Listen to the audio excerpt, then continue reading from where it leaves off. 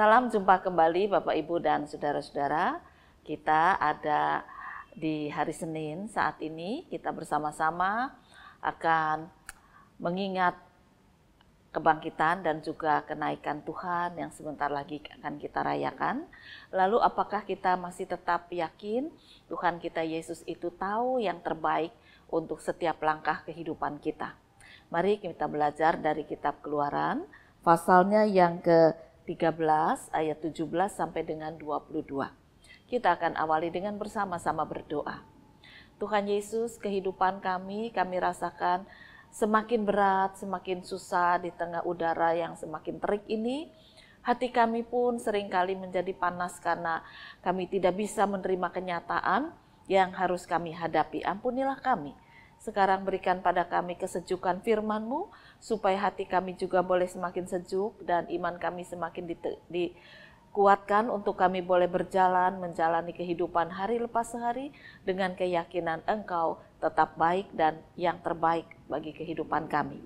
Berfirmanlah ya Tuhan, berkati hamba-Mu dengan kuasa Roh Kudus. Inilah doa kami dalam nama Tuhan Yesus Kristus. Amin.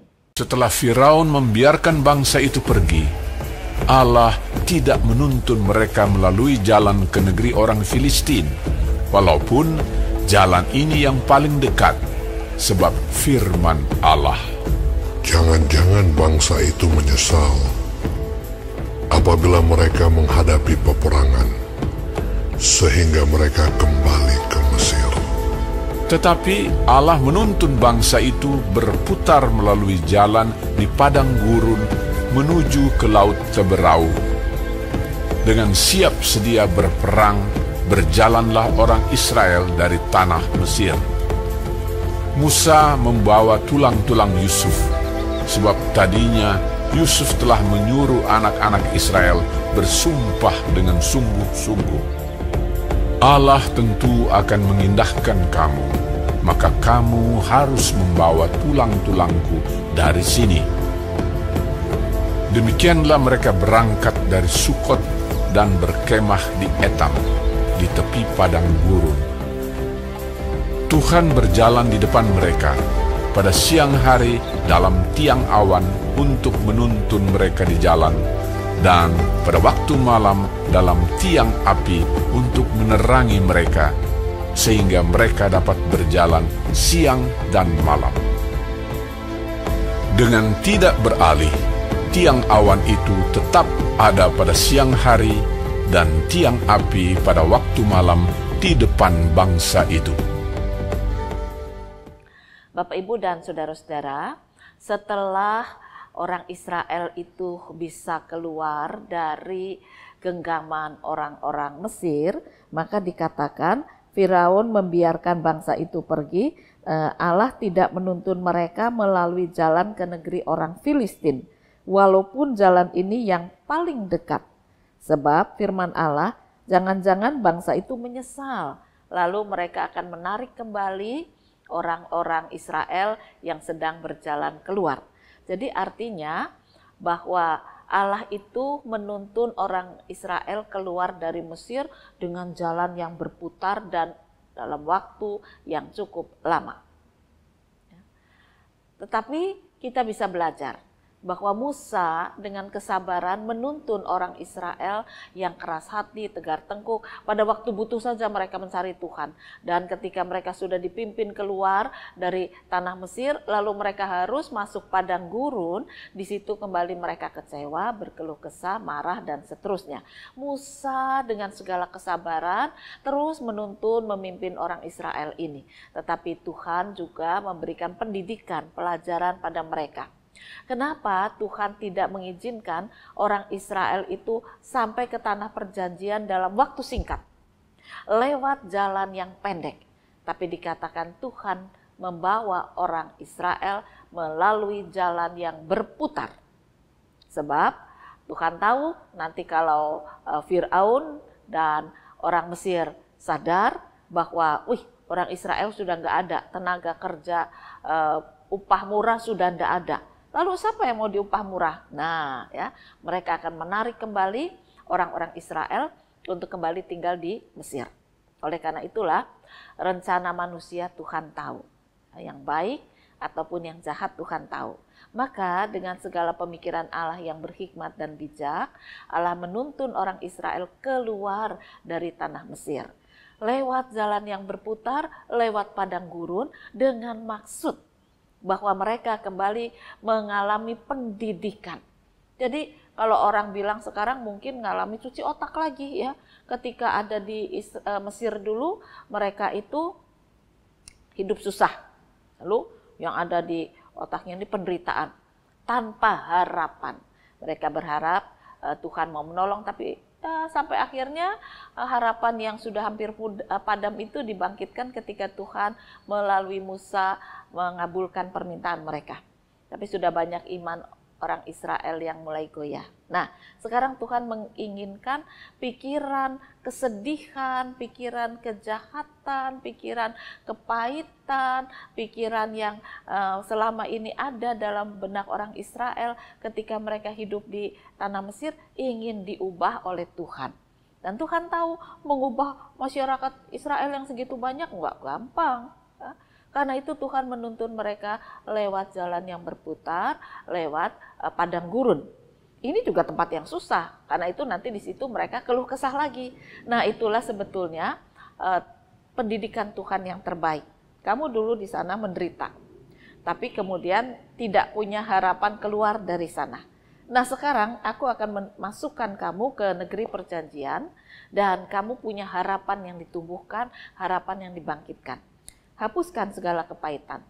Sekarang tumbuhkan dalam benakmu, pikiranmu, perkenalanmu dengan Allah yang hidup itu harus dipulihkan, diperbaiki juga. Supaya ada hubungan yang indah, kepercayaan yang dibangun, iman yang diteguhkan.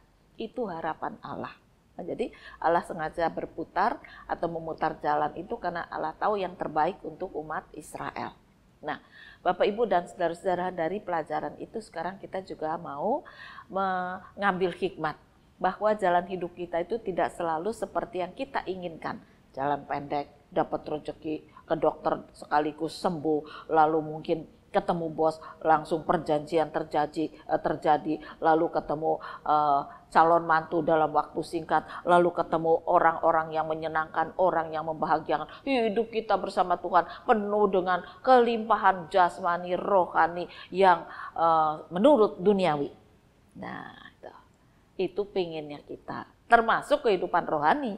Artinya rohani kita itu sangat tidak bertumbuh kalau segala sesuatu yang kita inginkan itu mudah sekali kita dapatkan. Ya. Jadi kita tidak lagi menganggap Tuhan itu sebagai kekuatan. Karena Tuhan itu bisa menuruti segala keinginan kita. Ya Tuhan, saya berdoa datangkan berkat rezeki, rezeki datang. Dah, kita bersyukur, berterima kasih pada Tuhan. Tapi ketika kita mengalami malapetaka, kecewanya luar biasa. Tuhan mendidik kita untuk memahami kehidupan dunia itu memang tidak mudah. Penuh dengan pergumulan, penuh dengan tantangan, harus lewat padang gurun, harus lewat jalan yang berputar, supaya ada ketegaran, kekuatan, bukan tegar tengkuk, tetapi kekuatan, ketegaran hati, kekuatan iman, harapan, untuk tetap percaya, yakin Tuhan memberikan yang terbaik, karena Dia tahu yang terbaik untuk umatnya. Nah, ini pendidikan yang sedang diberikan Tuhan kepada umat Israel, mungkin sedang diberikan juga kepada kita. Oleh karena itu, kalau kita berhadapan dengan jalan yang sedang berputar, jalan yang menuju padang gurun, jalan yang terjal, jalan yang kering, jangan kita berkeluh kesah.